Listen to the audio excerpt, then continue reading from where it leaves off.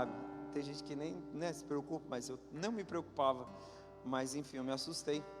Pô, 3 vezes o negócio, meus filhos bebem leite com chocolate de monte. Vai ser muito caro manter essa criançada. Tem que crescer logo, tomar café, que por enquanto, né, ainda é mais barato. Amém, queridos? Glória a Deus. Vamos lá, só tirei porque às vezes a mente fica muito...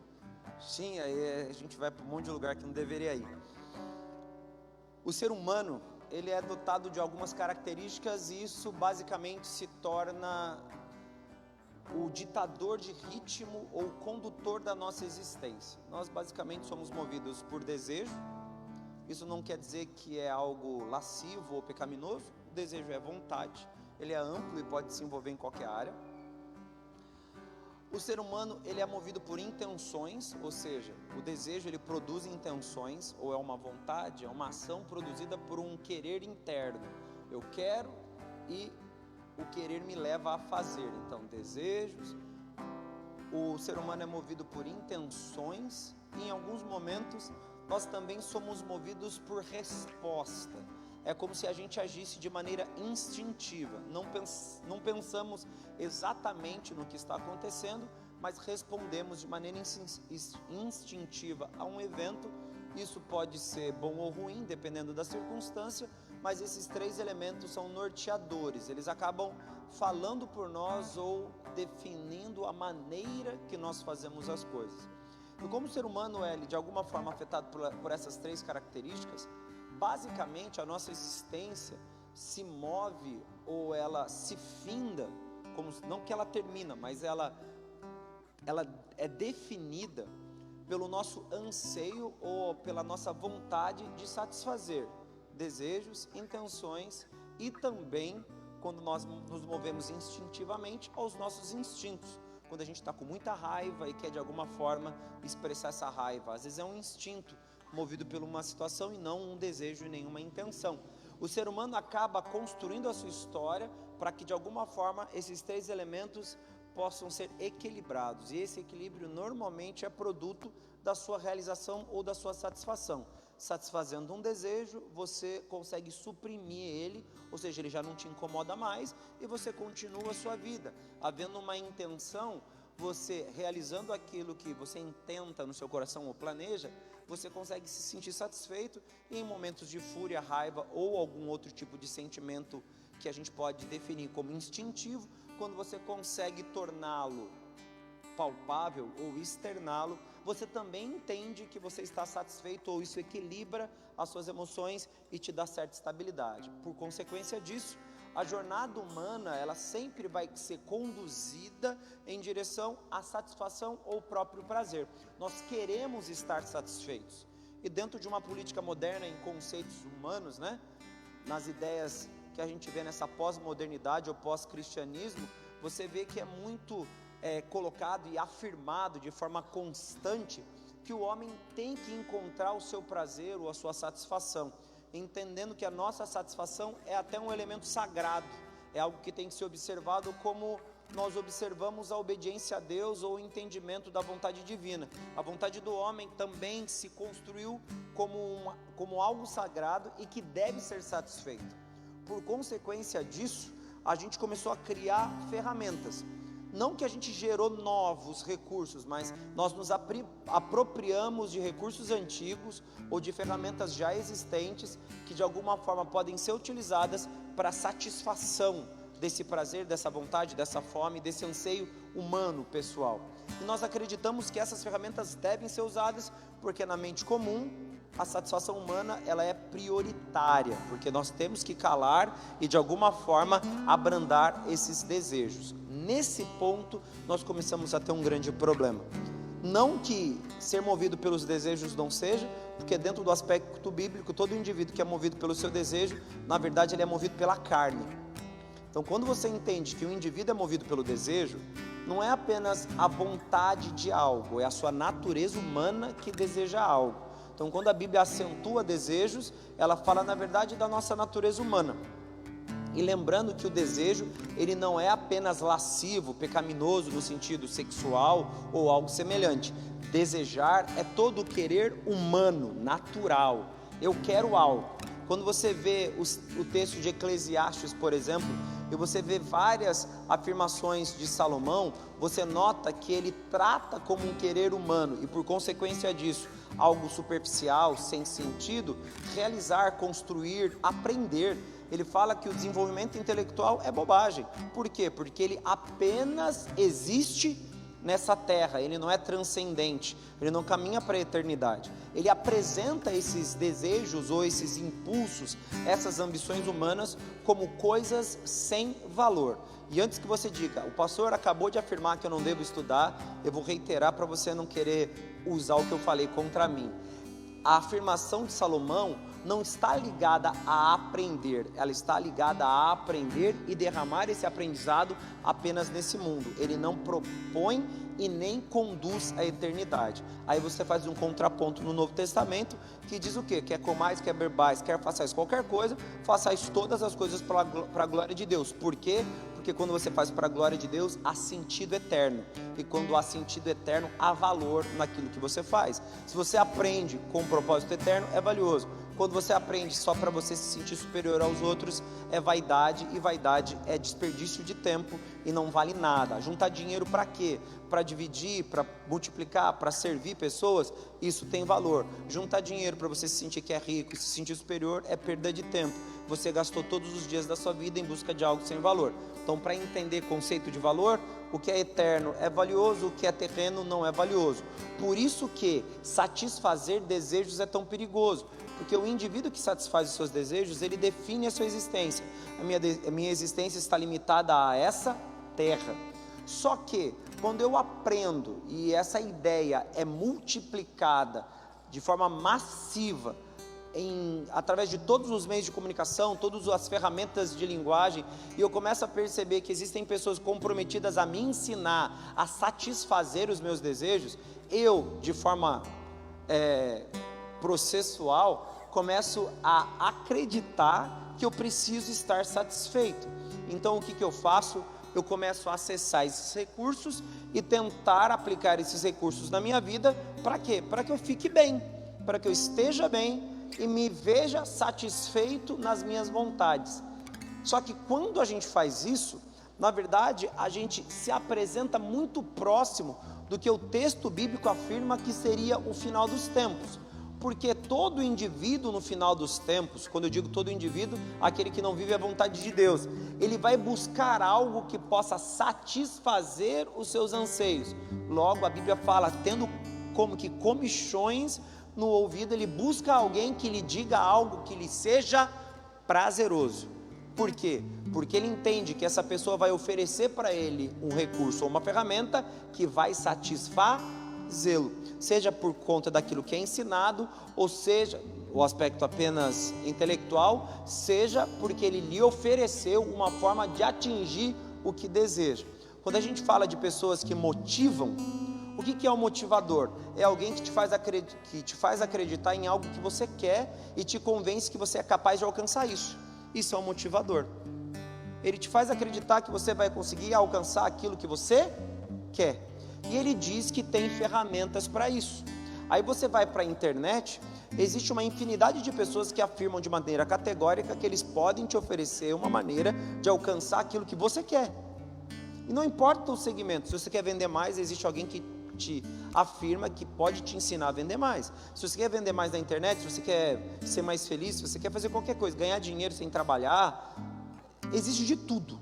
E eles te convencem, porque a proposta é trabalhar com o desejo humano. Aquilo que um vendedor faz, por exemplo, é te convencer que você quer algo. E quando ele te convence, o que você faz? Compra. Olha lá, os vendedores aí já... pastor, me perdoa. É a característica, porque o ser humano, ele foi programado, não originalmente, mas é o que a gente vê hoje, o ser humano é programado a buscar prazer e satisfação.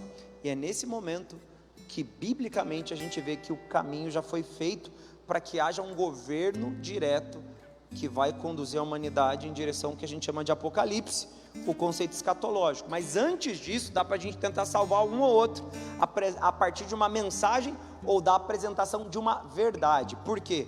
Porque se o meu desejo é o problema, o que eu tenho que fazer? Vencê-lo. Mas para vencê-lo eu tenho que fazer outra coisa, entender que eu sou movido pelo meu desejo. A afirmação bíblica sobre o pecado era: vocês que eram levados, vocês eram movidos, vocês eram conduzidos pelas suas paixões. Se o indivíduo é conduzido pela paixão, ele é conduzido pelo quê? Pelo desejo. E ao ser conduzido pelo desejo, ele vivia de maneira oposta à vontade de Deus. Pastor, por que é importante entender esse conceito? Porque a gente vai falar de oração hoje.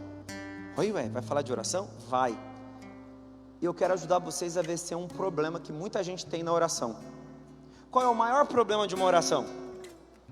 É não ser respondido. A maior dificuldade que qualquer pessoa tem com uma oração é não ter a sua oração respondida.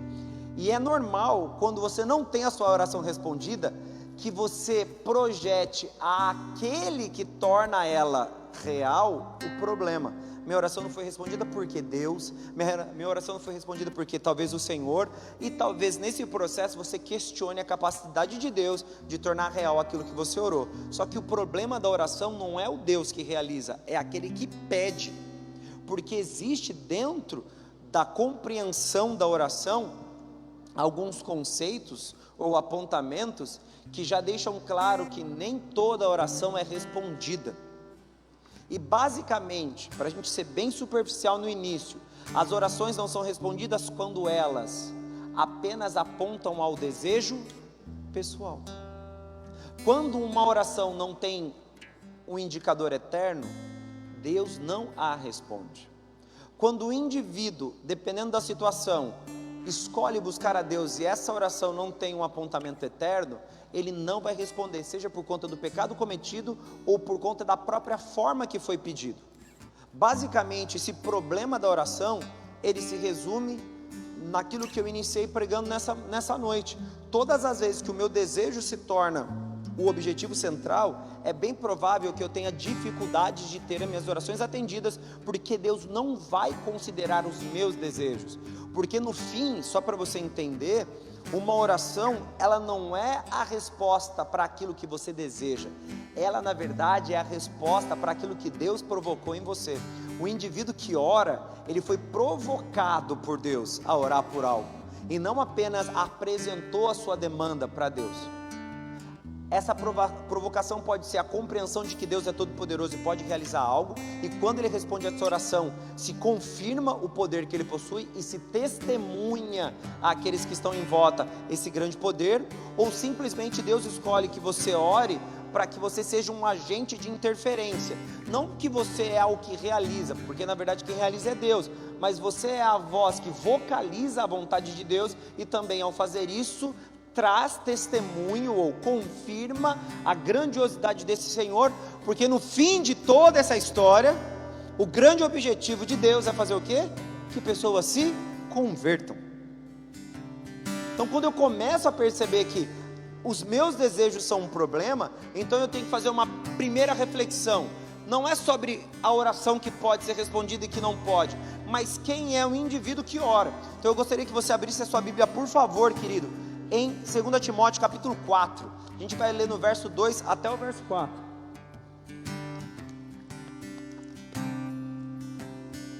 Todo indivíduo movido pela sua própria paixão, ele vai procurar recursos para fazer com que as suas paixões sejam justificadas, ou pelo menos essas mesmas paixões possam ser realizadas. Quando fala de justificar, é quando você quer, de alguma forma, fazer com que as pessoas se convençam que aquilo que você quer está correto. E quando você quer que aquilo se torne real, você quer que um agente maior do que você se aproprie do seu desejo, ou torne o seu desejo importante, para que ele, segundo os recursos que possui, faça aquilo que você deseja se tornar real. E indivíduos movidos pela sua própria paixão fazem isso. Pessoas que são movidas pela sua própria paixão afirmam crer em Deus, mas apenas como uma crença de existência, porque eles não são servos, apenas acreditam que Deus existe, e por conta disso oram, e normalmente não têm as suas orações respondidas. Para não dizer todas elas, vamos dizer que isso é muito mais comum no coração de um indivíduo que se move pela sua própria paixão, porque ele não é conduzido, ele não é um servo de Deus. Ele é apenas alguém que sabe que Deus existe, ou reconhece essa existência, e quer se aproveitar desse Todo-Poderoso, para fazer com que os seus desejos particulares se tornem reais. Por quê? Porque se isso já era comum na antiguidade, hoje é mais comum ainda encontrar pessoas movidas pelas suas próprias paixões e que estão se apropriando do que é divino, para não dizer o que é Deus, para encontrar em Deus o prazer ou a realização do seu próprio querer. E basicamente isso, estou sendo muito básico em alguns aspectos, mas vou ser de novo, é porque hoje a gente pode afirmar algo triste para a igreja: não há conversões verdadeiras, porque a conversão não é o reconhecimento de quem Deus é a sujeição a Deus. Aquele que se converteu não fala Deus existe, aquele que se converteu afirma sou servo. Ao afirmar que é servo, ele se inclina em submissão, ou seja, ele dá a Deus a autoridade completa. Aquele que apenas diz que Deus existe, apenas sabe que Deus existe, mas ele não está disposto a obedecer. Ele, na verdade, ele quer argumentar, contra-argumentar, discutir e convencer Deus de ser bom com ele, porque sabe que se ele não tem poder, e agora que eu descobri que tem um Deus que tem poder, eu quero esse Deus fazendo as coisas acontecer na minha vida. A minha vida já não está boa, com um Deus todo-poderoso minha vida vai ficar ótima, e ele se preocupa com as minhas necessidades. Então, quando você vê teologia do coaching, hipergraça, todos esses conceitos teológicos que tornam o homem o centro, eles fazem o quê? Eles fazem uma substituição. Deus vai para o lugar do homem, ou seja, ele se torna servo, e o homem vai para o lugar de Deus, ele se torna Senhor. E nessa troca de posições, a gente vê apenas uma coisa: o homem querendo satisfazer os seus próprios desejos e ambições, porque tem comichão no ouvido. E aí me diga, é melhor você ouvir alguém que te ensina a ser servo de Deus, ou alguém que te ensine a acreditar que Deus está disposto a fazer a sua vontade e tornar possível todos os seus desejos? É muito mais fácil acreditar num Deus desse tipo. Por quê? Imagina, eu e Deus posso todas as coisas. A gente fala esse texto: eu posso todas as coisas naquele que me fortalece. Quem que pensa que você pode todas as coisas naquele que te fortalece para você vencer a tentação, vencer as suas próprias inclinações, ou vencer a perseguição do mundo? Ninguém usa esse texto para afirmar isso, mas esse texto fala sobre isso. Quando a Bíblia fala que eu posso todas as coisas naquele que me fortalece, ela não disse assim, ó, vai lá galera, motiva, vamos para cima, sai dessa igreja, realiza, acontece, você é um sucesso. Não, esse texto fala, sai dessa igreja e persevera. Sai dessa igreja e quando te perseguir não desista. Sai dessa igreja e quando você estiver lá andando na vida comum, se você for tentado, não desista, persevere, continue. Esse texto fala sobre isso. Ele não fala sobre você ser vencedor, mais do que vencedor, milionário, rico, todo poderoso, com a vida satisfeita. Por quê? Porque a Bíblia não se ocupa em tornar o homem no centro, ela se ocupa em tornar o homem servo. E ao fazer isso, ela indica um caminho. Estão me entendendo? Por isso que você compreender, primeiro, que os conceitos modernos de satisfação, de intenção e também de instinto, que a gente pode colocar tudo dentro do mesmo pacote, eles se tornaram o que tem norteado as nossas vidas. Muitas das escolhas que nós temos feito na nossa vida comum, elas estão atreladas a uma dessas três áreas. Eu enfiei a mão na cara de alguém, fiquei cego de raiva, instinto. Quando você fala, fiquei cego por qualquer coisa, ou eu fiz e nem pensei, é instintivo. O que é instinto? É a nossa natureza pecaminosa, é a parte mais basal do homem. Ela não está aqui não, tá? É só para entender que é para baixo. É a parte mais basal do homem. É o homem se movendo pela sua condição mais pecadora. É o homem caído. Instinto é o homem caído.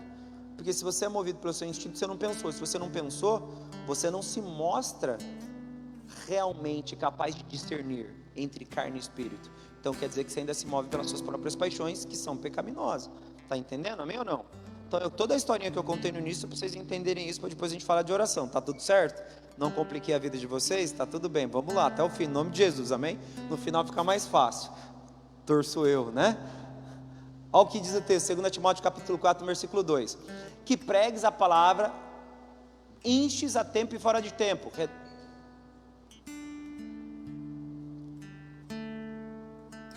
Vamos lá. Redargas, repreendas, exortes com toda a longanimidade e doutrina. Por que virá tempo? Primeiro o texto afirma que, no ensino do apóstolo Paulo a Timóteo, que Timóteo ele tem que pregar a verdade. Por quê? Porque as pessoas precisam ser confrontadas, é mais do que isso, as pessoas precisam ser ensinadas. O confronto ele pode se resumir apenas num ato arrogante de alguém que se considera superior. O ensino é a escolha da entrega. Então aquele que ensina, entrega o que tem.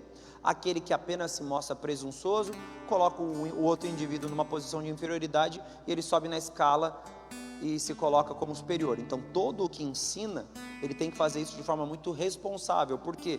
Porque o seu ensino tem como missão o que está no versículo 2. E há uma razão, quando fala por quê, o apóstolo Paulo está dando razão. Por que você tem que pregar a tempo e fora de tempo, com toda a autoridade, fazendo direitinho? Porque vai chegar um dia. No caso do texto do apóstolo Paulo, ele não afirma que já aconteceu, mas ele diz vai acontecer. E ele afirma assim, porque virá tempo em que não suportarão a sã doutrina. Vai chegar um momento que as pessoas não vão crer na verdade, eles não vão querer conhecer a verdade bíblica, eles vão buscar algo diferente dela. Mas, tendo comichão nos ouvidos, amontoarão para si doutores conforme as suas próprias concupiscências. Quando o texto fala concupiscência, ele está falando do que? Alguém sabe? Desejo. O que é concupiscência? É o pai do pecado. Quem é o pecado? O ato concreto. Quem é concupiscência? Aonde o desejo surge, ou a vontade do pecado existe. Então por que a Bíblia fala assim, ireis, mas não pequeis? Porque ela fala que a ira é de onde gera o pecado. Qual é o pecado da ira? Enfiar a mão na cara do irmão. Aí o mesmo conceito se aplica à ideia de que não deixa de se pôr o sol sobre a vossa ira, ou seja, não cozinha a raiva no teu coração, porque se você ficar um dia, 2 dias, 3 dias, uma semana, daqui a pouco vai virar um vulcão, e você vai juntar o seu poder, né, como se você estivesse acumulando raiva, e vai enfiar a mão na cara de alguém, e vai falar o que não deve. Se você está com um problema, aí a Bíblia orienta, vai até o teu irmão, e se resolva com ele, o quanto antes, para que você não permita que essa ira se desenvolva no teu coração, e te leve ao pecado. Porque a ira é uma concupiscência que vai te levar à execução ou à ação do próprio pecado. Versículo 4: e desviarão os ouvidos da verdade. Você vê que o texto afirma que eles desviarão o ouvido da verdade. O que é desviar o ouvido da verdade? Ignorar. Eu estava ouvindo e agora eu ignoro. Eu estava conhecendo, mas agora eu simplesmente dou de rosto assim, eu ignoro aquilo que está sendo dito, porque eu não quero ouvir, porque a sã doutrina, ela vem completa para nos dar tudo o que precisamos, entretanto, nós nem sempre estaremos dispostos, porque ela dá o que precisamos e não o que queremos, e quando você começa a viver por aquilo que você deseja e quer, você normalmente rejeita o que você precisa, porque o que você precisa é antagônico, é oposto àquilo que você tem buscado. Ah, eu estou tendo um problema, você vai procurar pessoas que concordam ou discordam de você? Que concordam, porque você não quer que ninguém se contraponha àquilo que você quer fazer. Então você vai buscar gente que apoia e concorda. Essa é a natureza humana, buscando a satisfação dos próprios desejos. E isso é um grande problema no meio cristão, quando a gente fala de oração. Porque a oração, ela não pode ser um canal a Deus, porque a oração é um canal de comunicação ao Senhor. Quando a Bíblia fala, entrai ousadamente no santo lugar, através do sangue de Jesus, né? Que nos cobre com ousadia pelo Espírito e tal, para você encontrar favor e perdão. Quem aqui já entrou no santo lugar? Ninguém. Por quê? Porque o santo lugar caiu, quando fala sobre o templo. O templo de Jerusalém, o templo de Salomão, ou o templo reconstruído, ele já não existe mais. Até porque quando ele for reconstruído, o negócio ficou feio. É final dos tempos. Então, espero que você não vá lá, porque quem vai estar lá a princípio não é Deus. Vai ter outro trem lá e a gente depois conversa isso no mergulhando. Então é melhor não ir, né? Mas enfim, você não foi no templo, mas quando o Senhor afirma que depois do 3º dia ele ressuscitaria, ou melhor, reconstruiria o templo, ele deixa claro que o templo deixou de ser físico. Ele se torna espiritual, ele é muito além da estrutura humana, física, daquilo que os nossos olhos compreendem. Aí há um convite, porque nós podemos acessar a presença. Quando o texto fala para a gente ir até esse local, ele está dizendo para a gente acessar a presença. Quem já esteve na presença de Deus? Não precisa dizer, mas de forma geral todos nós. Em que circunstância você acessou a presença de Deus? De forma espiritual, amém? Porque não tem jeito de ir de forma física. Você sente fisicamente, você chora, se comove, existe uma manifestação física na presença, mas você não acessou física, você acessou espiritualmente. E quando você acessa a presença de Deus, você não fazendo isso de forma física, você faz de forma espiritual. E qual é o caminho? A oração. A oração, ela não é apenas a reprodução de palavras, a gente pode chamar de espírito de oração. Antigamente, quando o pastor ia pregar depois do louvor, ele falava: irmãos, vamos entrar em espírito de oração. O que é espírito de oração? É um estado que você pode dizer que você está sensível espiritualmente àquilo que está acontecendo. Isso é estar no espírito de oração, que pode acontecer com você orando mesmo, falando com Deus, ouvindo um louvor, assistindo uma pregação. Você está sensível à atmosfera espiritual ao seu redor, ou seja, interessado nas coisas do alto. Basicamente é isso, é o interesse por aquilo que é elevado e não terreno. Isso é o espírito de oração. Então a gente acessa o ambiente espiritual de forma figurada, através desse estado de desejar a presença, interessar-se por aquilo que está acontecendo, comunicar com o Senhor. E uma das provas é que o apóstolo Paulo afirma que as orações em línguas, a gente é pentecostal, então vamos deixar simples assim, de pentecostal, então a gente acredita na oração em línguas. E ele diz que se alguém estiver pregando ou profetizando, na verdade é o pregando, é o que eu estou fazendo agora, vocês poderiam estar orando em línguas no lugar de vocês. Só que ele pede, faça isso em voz baixa, para que não atrapalhe, porque ele entende que o momento da pregação também é um momento espiritual. Ele é um momento onde a glória de Deus está sendo derramada através da apresentação ou exposição da verdade.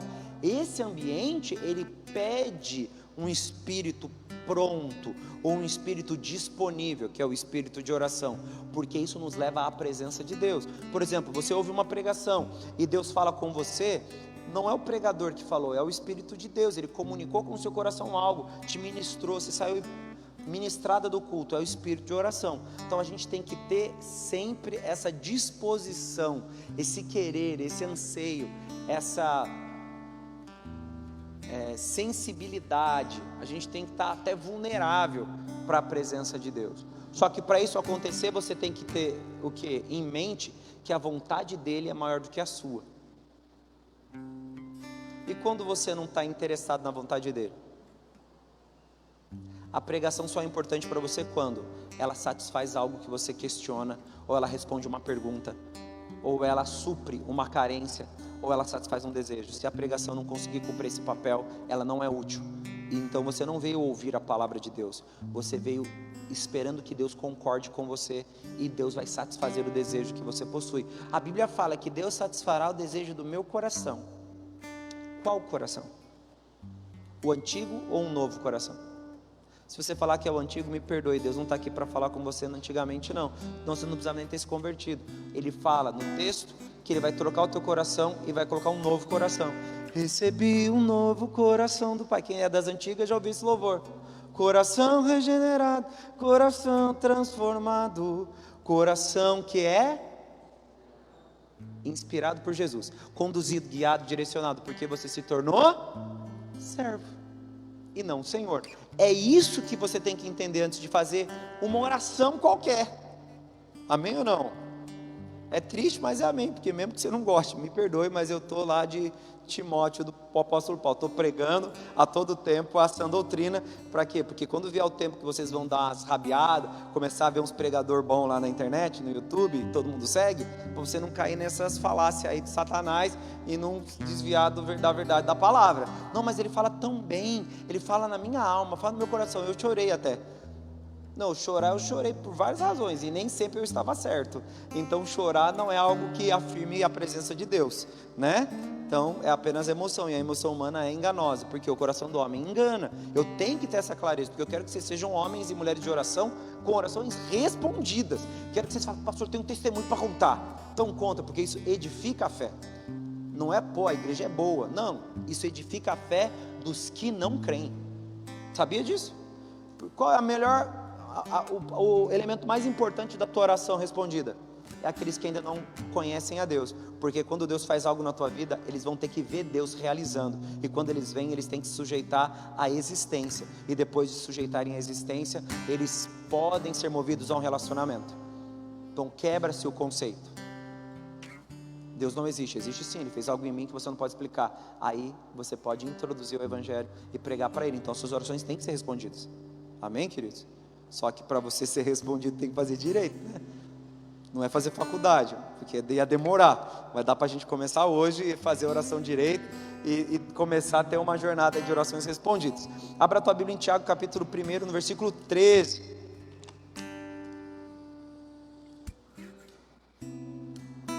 Deus tem me conduzido, queridos, a ministrar a vocês muito sobre doutrina, que basicamente é o que eu tenho feito nessas quartas-feiras, diferente nos cultos de domingo, você tem vindo na quarta.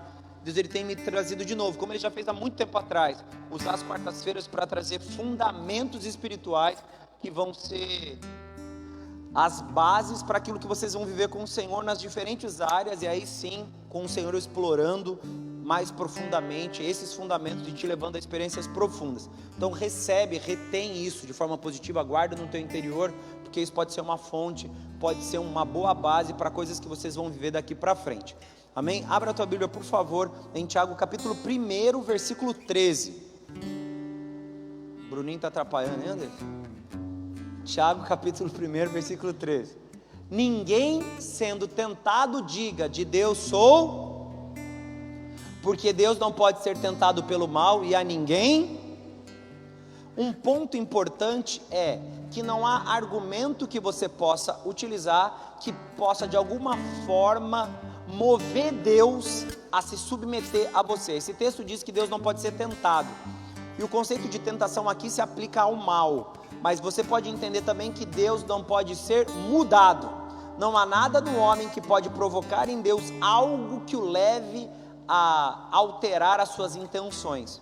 Deus é Deus, como um Deus soberano, Ele tem o poder sobre todas as coisas, e Ele já viu todas as coisas, então Ele sabe de tudo.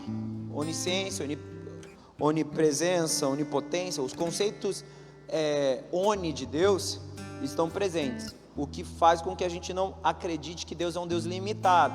Se você viesse na segunda, você ia ouvir assim, bem rapidamente sobre pelagianismo e semi-pelagianismo, um conceito que acha que Deus é um pouquinho não tão Deus assim, né? E está tudo errado. Deus não é um Deus todo poderoso, é Deus, mas não é todo poderoso. Não é o que a gente acredita que Deus é todo poderoso, e Ele ser todo poderoso não diz respeito apenas a poder realizador.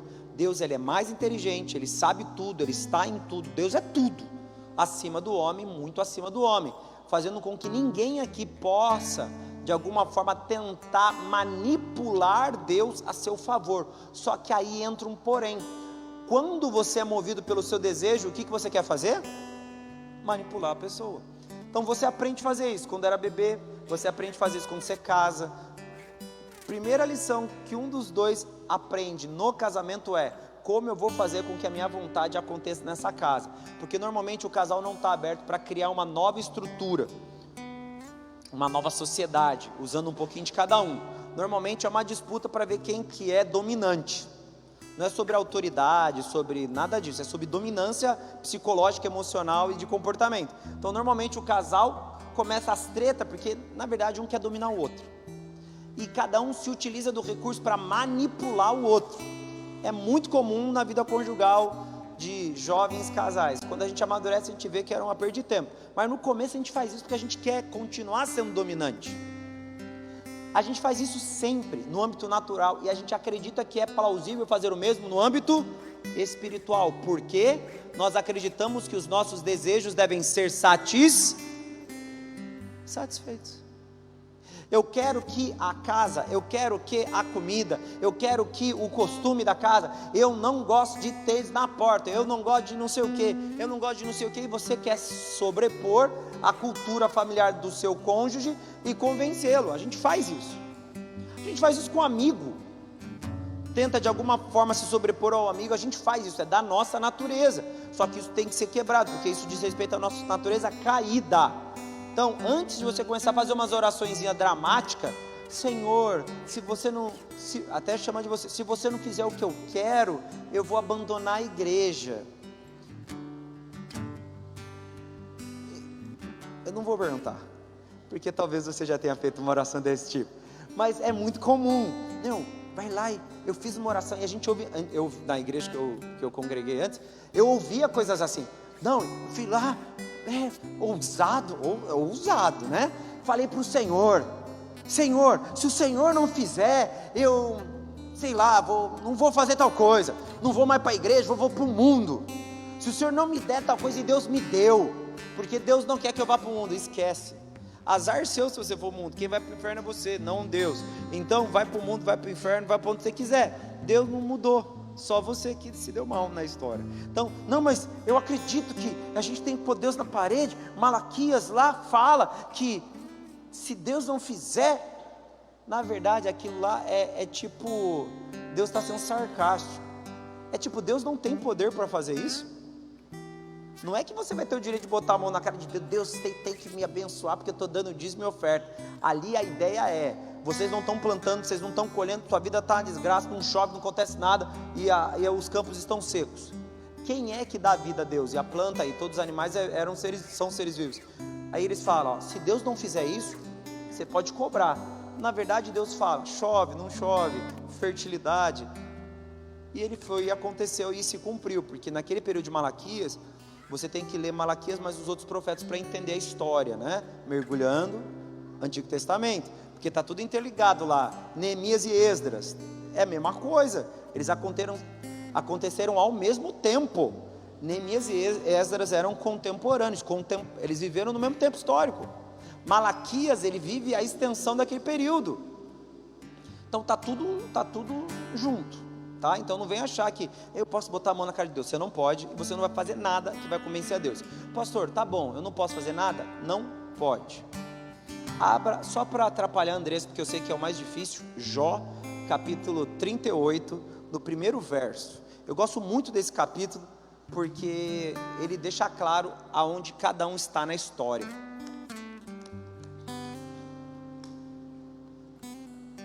Jó, capítulo 38, versículo 1. A gente vai até ler até o versículo 4. Aqui é a resposta de Deus a Jó, tá bom? Você quer que eu leia aqui direto, Andressa, para ir mais rápido? Foi? Jó, capítulo 38, versículo 1.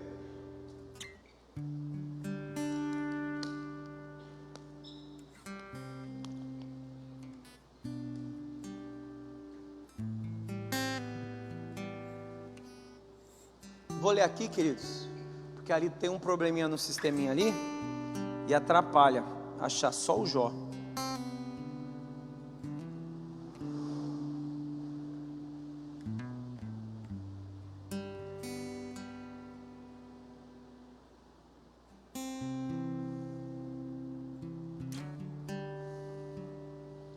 Diz assim, ó, Jó capítulo 1, no versículo 38.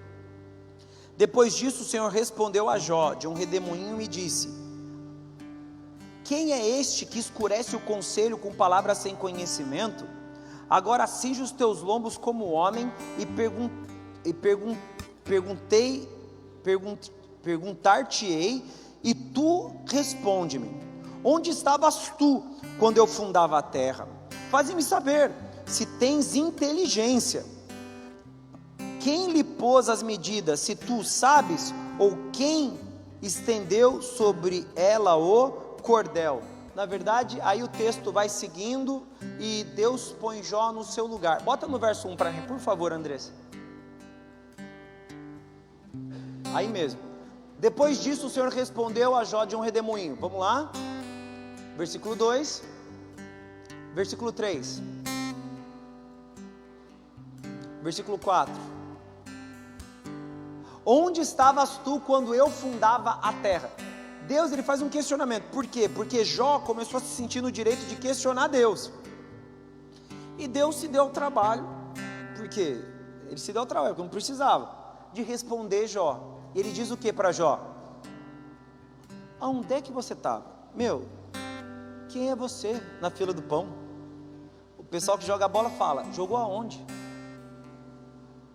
Então, Jó, ele foi posto no lugar dele, porque ele se sentiu no direito de questionar Deus quanto àquilo que Deus pensava, achava e acreditava que deveria ser feito. E depois vem todo o discurso do Senhor, que ele se alonga, e aí você vê só o fruto disso no último capítulo do texto de Jó. Mas você nota que nenhum indivíduo se põe no direito de questionar o Senhor. Então, quando você se move pelo seu desejo, você talvez esteja fazendo isso.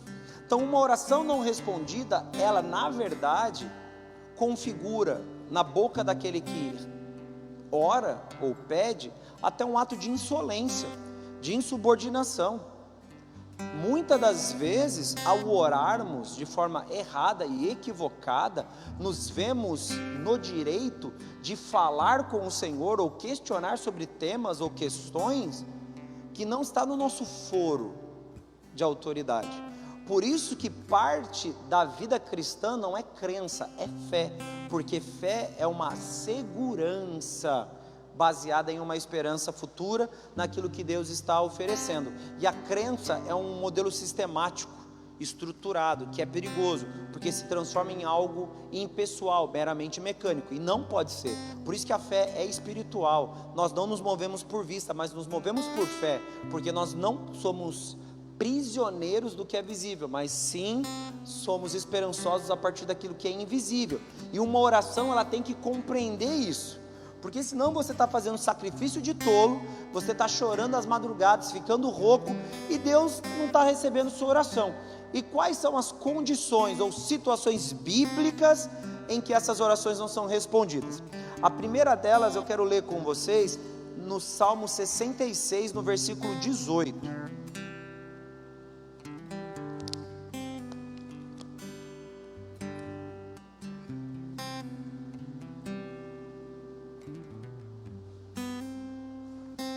O que está escrito? Se eu atender a iniquidade no meu coração, o Senhor não. Se eu me mover pelo desejo ou vontade, anseio, presente dentro de mim, Deus não me ouve. Aqui está falando que Deus, ele não vai se atentar a alguém que é movido ou está em pecado. Porque quando fala, se eu atender à iniquidade, não está falando sobre você ouvir o teu coração, ou o desejo, está falando sobre praticá-lo, tá bom? Se eu atender, é sobre praticar. Nossa, eu estou com uma vontade de matar o Marquinhos, porque ele tem um negócio para me contar, ele vai contar hoje, no final do culto. Se ele não me contar, eu vou pegar ele. Deus, faz o Marquinhos me contar, mas eu estou querendo pegar ele, né? Eu já estou com uma intenção e eu vou pegar ele. Então, se eu estou disposto a fazer isso, Deus não me ouve. Então, não adianta eu pedir para Deus algo se eu, na verdade, estou querendo me comportar de maneira oposta.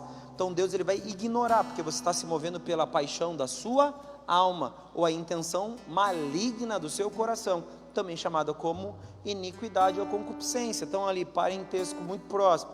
Se você se move por meio desses sentimentos ou desses conceitos, Deus, ele não vai reconhecer como legítimo o seu pedido. Ai, Senhor, sei lá, o meu chefe não me pagou. Senhor, por favor, vai lá e que ele morra, quebra a perna, sei lá, o pessoal roga a praga. Entenda, Deus não vai ouvir essa oração, porque ela é movida por uma raiva, por uma indignação maligna no teu coração, e Deus não vai ouvir. Rogar praga não é aquilo que a gente faz. Na verdade, a Bíblia pede para que a gente ajunte brasas sobre a cabeça dos nossos adversários, dos nossos inimigos, das pessoas que a gente tem dificuldade, ou seja, ore por ele, para que Deus o ilumine e desperte. Não, eu vou ser bobo agora então, eu vou ficar orando para Deus abençoar o outro. É exatamente como Jó fez para os seus 3 amigos e foi abençoado duplamente. Deus foi lá e honrou a Jó. E a Bíblia no Novo Testamento já pede para que a gente ajunte brasas de fogo sobre a cabeça dos nossos inimigos, ao invés da gente chegar lá, chegando, metendo o pé na porta e enquadrando a pessoa. Por quê? Porque Deus não vai responder a tua oração se você enquadrar, mas se você juntar brasinha de fogo na cabeça do seu irmão, do seu inimigo, que vai virar irmão, no nome de Jesus, ele vai responder a tua oração. Há uma contrapartida. Por quê? Porque é a intenção ou a intencionalidade que declara ou escancara a forma de Deus agir em nós ou ouvir aquilo que a gente tem pedido, amém ou não? Pô, pastor, eu queria um culto mais pá, vai por mim que você quer um culto mais pá, aprende isso, é só você chegar, Senhor, é hoje, e Deus vai vir e vai acontecer, você vai aprender a se comunicar com Ele. Abra a tua Bíblia em Deuteronômio, no primeiro capítulo, no versículo 43 até o 45.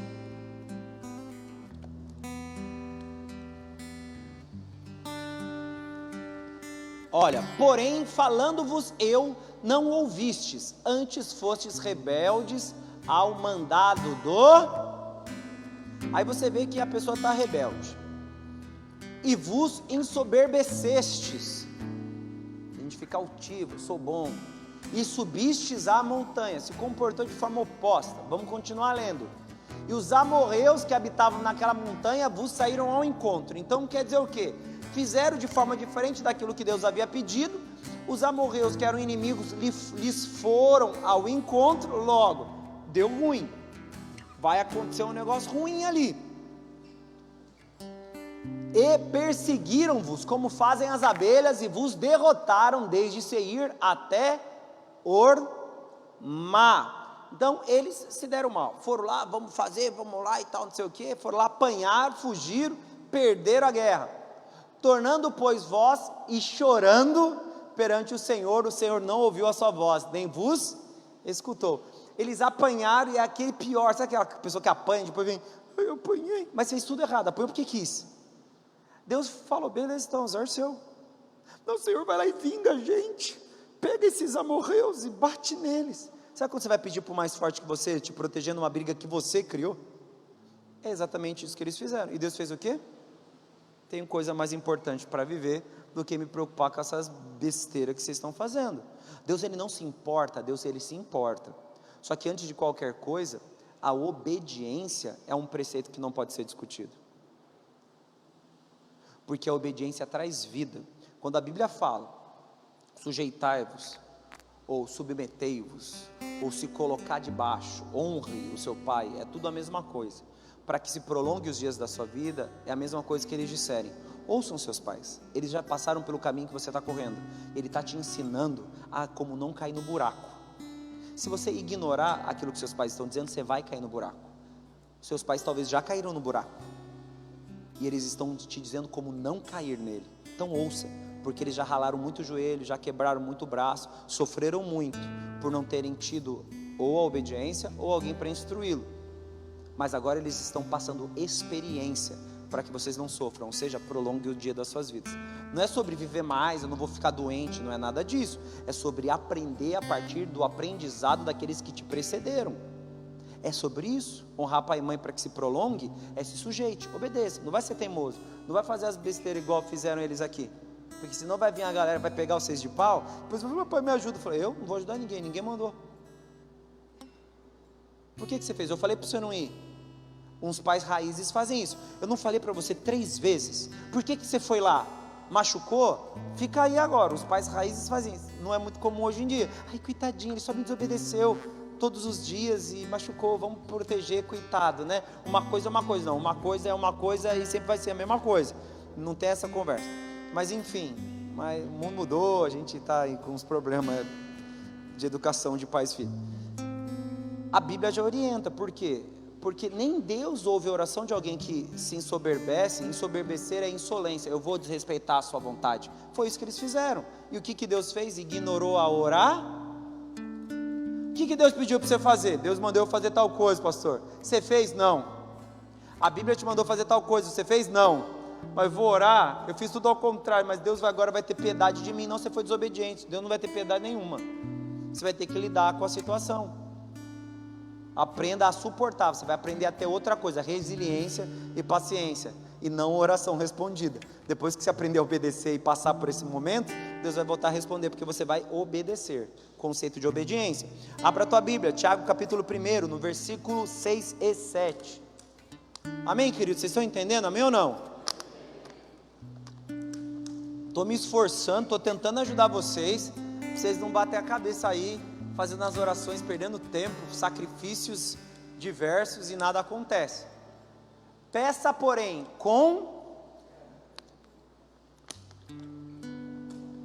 aqui é condicional ou não é condicional? É condicional. Você tem que pedir através, ou na verdade movido por um atributo. Qual é o atributo? Fé. Se eu peço sem fé, não vai dar. Mas se eu peço com fé, a gente tem uma expectativa aí. Em nada duvidando. Eu não apenas tenho que ter fé, a crença no sobrenatural, como eu não posso ter dúvidas. A gente está falando sobre o conceito de possibilidade. Na verdade é um outro termo, mas vamos pensar nas possibilidades. Eu não posso apenas crer, eu tenho que acreditar de fato e me mover. Isso diz respeito muito da minha atitude, não duvidando. Eu ser responsivo, respondendo àquela situação, realmente se apresentando para aquele ambiente, acreditando que Deus pode fazer uma grande transformação, um grande milagre, uma grande revolução. Isso deve nortear e caracterizar o meu comportamento. Ou seja, quando você ora, você tem que ter fé e não pode duvidar, porque o que duvida é semelhante à onda do mar, que é levada pelo vento e lançada de uma parte para a outra parte. Versículo 7. Não pensa tal homem que receberá do Senhor alguma coisa. Então, se você pede sem fé, ou com fé, mas duvidando, que é meio contraditório, mas se você pede, mas não acredita que Deus pode fazer um negócio, eu estou pedindo só para... Eu vou orar a Deus para o meu marido, vou orar a Deus pelo meu filho, vou orar a Deus por mim mesmo. Não acredito muito, mas mandaram eu orar. A sua oração, ela não pode ser um ato superficial e vazio. Ele tem que ser movido por uma convicção. E qual é essa convicção? A fé e a certeza, entendendo até o que significa. A fé é o firme fundamento das coisas que se esperam, e a prova, ou a certeza, ou a convicção, ou tornar palpável aquilo que não se vê. Então isso é. Então quando o texto bíblico, no texto de Tiago fala que você tem que pedir por fé e não duvidando, você tem que ter certeza. Se você não tem certeza, Deus não vai te ouvir, não vai responder, não vai acontecer nada. Você simplesmente vai gastar seu tempo acreditando que Deus vai te responder, mas não vai. Por quê? Porque você não tem a confiança adequada, ou melhor dizendo, você não desenvolveu a verdadeira confiança naquilo que Deus pode e vai fazer, entendendo que algumas coisas já estão associadas às promessas de Deus para nós. Você tem que se mover, amém ou não? Convicto. Isso é fé. Se você pede duvidando, nem pede, porque você é como a onda do mar e não acredita que você vai receber alguma coisa, porque não vai. Tá me entendendo? A gente tem que extirpar a nossa natureza de nós mesmos para vivermos o sobrenatural. A gente vai ficar passeando no Tiago, tá? Agora capítulo 4, no versículo 20.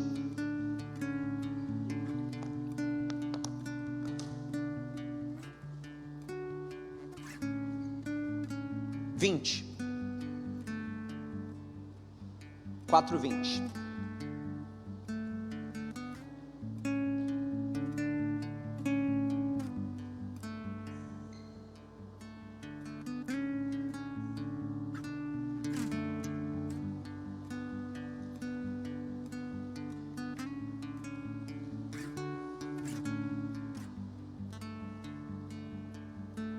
Perdão.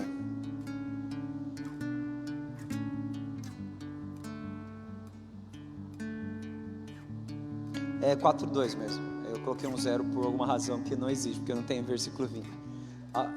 Versículo 2. Cobiçais e nada tendes, matais e sois invejosos, e nada podeis alcançar. Combateis e guerreais, e nada tendes, porque não pedis. Vamos para o versículo 3. Continuar, versículo 3 tem: pedis e não recebeis, porque pedis mal, para gastardes em vossos. Você percebe que a princípio o texto no versículo 2 identifica um comportamento.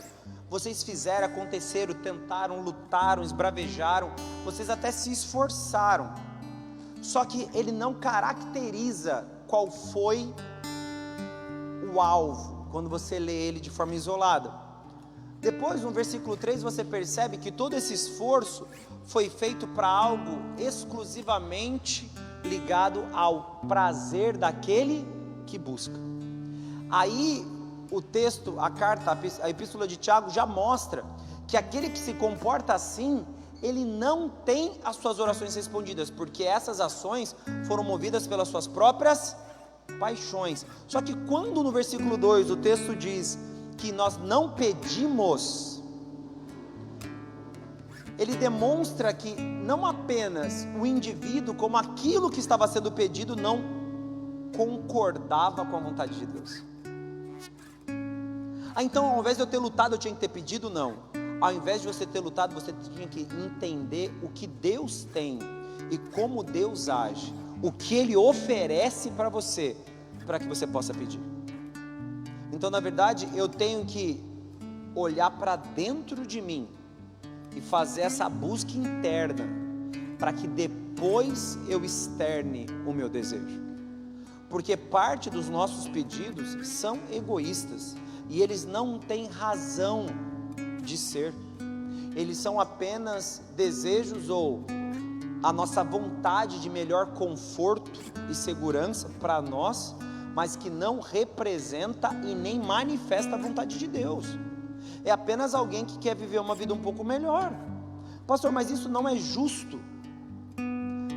Se a gente for falar de conceitos de justiça, a gente vai ter um problema, porque o que é justo para você não é justo para Deus. As nossas visões de justiça são opostas. O que o homem pensa como justo e o que Deus pensa como justo não é a mesma coisa. Então, quando você fala, eu quero justiça, ou quero que faça justiça, e normalmente nós temos muitas pessoas com um coração justiceiro no nosso meio aqui, você está apenas expondo a sua própria arrogância, porque você quer uma justiça que na verdade combina com quem você é. A gente aplica o mesmo na busca por realizações, por conquistas ou pela concretização de coisas. Nós queremos que o evento satisfaça quem nós somos. Nós queremos que a circunstância supra os nossos anseios. O nosso desejo é ter satisfeitas as nossas paixões. E é assustador como muito crente foi ensinado a ser assim. E você tem vivido dessa forma. É fácil você ouvir algo que concorde com você. É fácil você suportar algo que de alguma maneira te traz uma situação razoável de prazer. A Bíblia fala, por exemplo, que o ferro afia o ferro, ok ou não? Existe melhor lugar para ser lapidado do que uma comunidade de pessoas imperfeitas? Não. Você pode se tornar o melhor cristão fora desse ambiente de lapidação? Não. Por quê? Porque aqui você é lapidado. Você é lapidado com o erro dos outros. Não, mas eu acho que eu posso ser mais espiritual. Na verdade, você não está sendo exposto. E quando você não é exposto, você é bom. Quem que é ruim sozinho? Você só se torna ruim quando você tem que exercer algo na vida de alguém, ou influenciar, afetar, se conectar. Se eu ficar na minha casa sozinho, eu vou ser bom demais. Mas quando eu sou obrigado a conviver com o Marquinhos, eu descubro que eu não sou tão bom assim. Vir à igreja é necessário? É, para que você seja salvo. Não, pastor, não é Jesus que salva? É, mas você só vai ter certeza, o Espírito Santo só vai confirmar no teu coração que você é salvo quando você começar a viver salvação com aqueles que estão ao teu redor e são imperfeitos, são cheios de defeito, piores do que você era, mas melhores do que talvez você seja agora. Mas é mais fácil eu acreditar, fica em casa. É legal ficar em casa quando está doente, tem um problema aí generalizado. Mas ficar em casa porque é melhor ficar lá, porque lá eu sou mais espiritual, é mentira, você não é espiritual. Você na verdade prova a sua imaturidade. E que você não está disposto a ouvir a vontade e nem se submeter à vontade de Deus. É só se aprender. Você faz a sua oração como? Querendo que Deus te dê tudo o que você quer. Mas quem diz que Deus acredita que é bom para você ter tudo o que você deseja? Quem aqui é pai? Eu sou pai de 2. Me responda, em que momento da história dar tudo para o filho é a melhor coisa que você faz para o seu filho? Quem aqui deu tudo que o seu filho pediu, não importa o que tenha sido, e o seu filho se tornou um ótimo filho? Ninguém. Não, eu tive uma conversa com ele antes e dei tudo que ele queria. Na verdade, seu filho pensou assim: eu mando nessa parada aqui, minha mãe vai vir conversar, eu vou suportar o que ela tem para falar, depois eu vou ter o que eu quero. Ele apenas aplicou o modelo de domínio e de governo. Tudo que você dá para o seu filho é ruim. A melhor coisa que você dá para o seu filho, sabe o que é? Não. O não é o melhor presente para um filho. Por quê? Porque é assim que a vida é. A vida só vai dizer sim para você? A vida só vai dizer sim para você? Não. Então por que eu tenho que criar meu filho acreditando que ele vai ter tudo que ele quer? Você só faz isso se você quer que seu filho seja fraco, ele não seja capaz de lidar com a realidade. Então quando Deus, Ele não dá coisas para vocês, Ele não está falando, eu te odeio, você não merece, você não é digno, você não presta, você... Não, na verdade o que Deus está fazendo é, estou te ensinando. Por quê? Porque mesmo que a sua oração seja lícita, mesmo que a sua oração esteja dentro de todos os argumentos aqui, que eu disse, amparada, isso ainda não é garantia de que elas vão ser respondidas. Pô, pastor, então para que serve Deus? Exatamente para isso, para te tornar aquilo que sozinho você não pode ser. Para ensinar aquilo que você nunca vai querer aprender. Porque a revelação espiritual é uma experiência espiritual, então ela tem que ter a ação divina. Isso nos amadurece e nos completa. O ser humano volta a ser quem ele era lá na humanidade original, que é de Gênesis 1. Completa e perfeita. É a restituição da glória de Deus no homem. Para isso a gente tem que se submeter, tem que reconhecer a vontade de Deus, tem que ser submisso. E para que tudo isso aconteça, Deus vai dizer o que para você em muitos momentos? Não. Não. E você vai ficar o quê? Bravo. E você vai pedir pela segunda vez, e Ele vai dizer não. Depois que você insiste pela terceira, Ele afirma, a minha graça te basta. E Ele te diz, aprende a viver com isso. Você vai ter uma debilidade que vai estar com você para o resto da sua vida. E essa debilidade não é para a tua morte, é para você saber em quem você confia e em quem você deposita a sua esperança. E ainda Deus vai dizer não para você. É assim que Deus age conosco. Pastor, mas e se eu me tornar a melhor pessoa do mundo? As coisas ruins acontecem para todas as pessoas, para as melhores e para as piores. Coisas ruins não acontecem com pessoas ruins apenas, ou coisas ruins não acontecem com as boas. Parece, pastor, que as coisas ruins só acontecem com pessoas boas. Na verdade, você vê a coisa ruim acontecendo numa pessoa boa e você se indigna. Você fica indignado que uma coisa ruim aconteceu para uma pessoa legal. Então isso mexe com as suas emoções. Porque para você as coisas ruins só tem que acontecer com gente que não presta. Então você não entendeu ainda nada de como Deus age, do senso de justiça divino e do seu modelo de ensino. Porque na sua mente coisas ruins só para aqueles que merecem coisas ruins. Pastor, mas a Bíblia fala que a gente vai viver de tudo aquilo que eu plantei. Sim. Me diz que você só plantou coisa boa. Não, eu só planto coisa mentirosa. Acabou de mentir, então já acabou de lançar a semente aí errada. Vai ter que colher ela mais tarde. Você nem sempre planta coisas boas. Você pode plantar coisas boas, mas em alguns momentos coisas ruins, e elas vão virar coisas a serem colhidas no processo.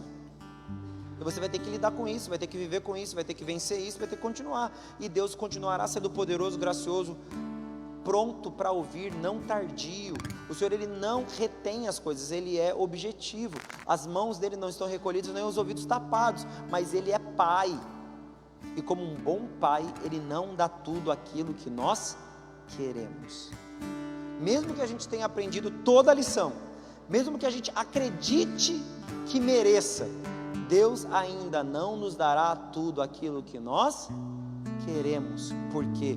Porque além de tudo que a gente faz de errado e que pode nos impedir de receber a graça divina, Deus ainda quer nos ensinar muitas coisas, que o não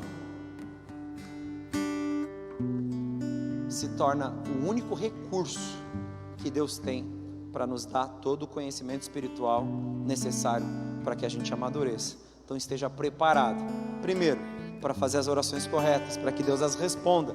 E depois, para que quando mesmo assim Deus te disser não, você não se revolte, permaneça caminhando em direção àquilo que Deus tem para você, até que se complete totalmente o plano de Deus na sua vida. Amém, querido? Fique de pé, por favor, em nome de Jesus. E aplauda ao Senhor.